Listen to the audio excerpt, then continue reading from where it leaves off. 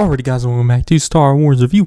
Today I'm reviewing Star Wars The Bad Batch Season 2 Episode 5, Entombed, which was directed by Nathaniel Villanueva and written by Christopher Yost, and was released on January 25th, 2023, which it was another fun episode, which heavily pays homage to like Indiana Jones and other treasure hunting stories, which, I really like that, and, I love Indiana Jones and treasure hunting stories so much.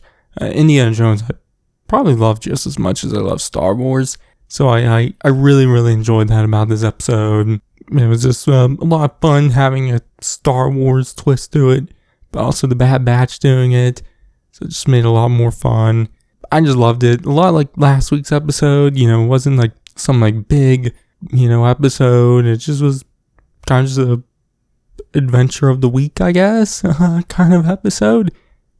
But both these episodes have been just some of the most fun I've had with the Bad Batch and just Star Wars in general. Obviously, this episode helps that it's treasure hunting, pays homage to Indy, which I love.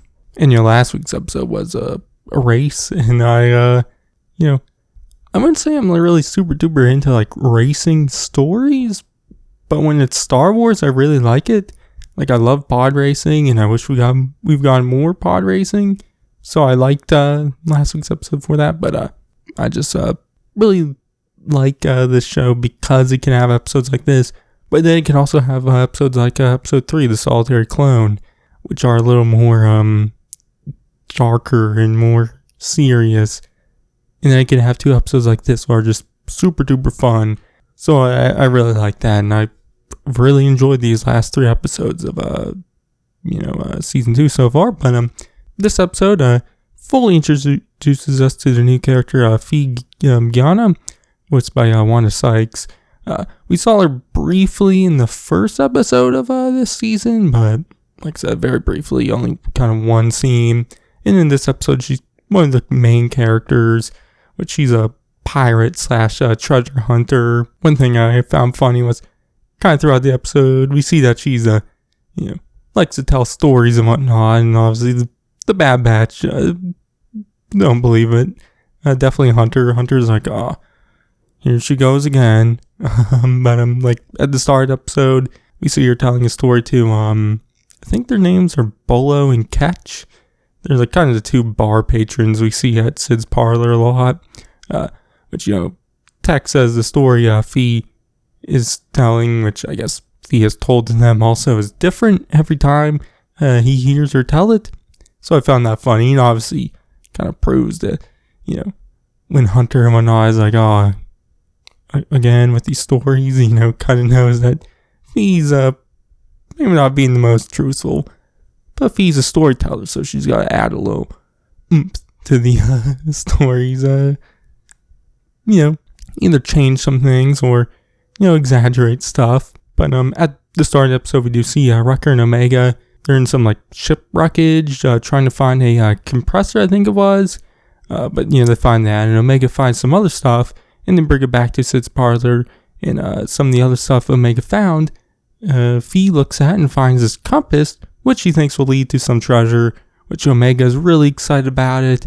And so Hunter and the others agree to tag along, which they head to this like very like barren planet. I don't know if he even got a name for it. I don't know. But once on that planet, the compass kind of activates and leads them. They kind of get led to like kind of a dead end at this mountain, which Fee doesn't think is a dead end, and sees that there's some rocks in the way, and gets Wrecker to move the rocks, which reveals this pathway into this like tomb, I guess. And obviously some puzzles, which I loved the music during some of these scenes. It was very Indiana Jones. It felt like at any second the Indy theme would start playing. But we see Taku's obviously using his smarty pants pad to figure stuff out about it, and says that it's at least 1,000 years old, which Fee says it's older than that, and says it's even older than the Jedi, which was definitely interesting there to see. I always love in Star Wars when they show stuff that's like super duper old. Obviously, once again, that plays into my love of treasure hunting stories also. But Fee kind of looking at this stuff, figures out that the treasure is something called the heart of the mountain, I guess. And I think there's another name involved, something I forgot what it was. But they eventually figure out the first puzzle and get deeper into the tomb. But this big creature attacks and kind of like knocks some debris boulders down and splits the Bad Batch and whatnot into two groups.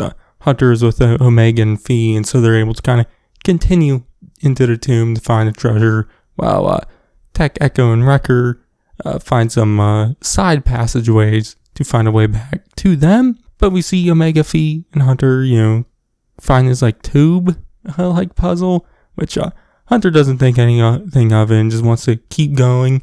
And it goes too fast, and it, the ground breaks below him and kind of falls through.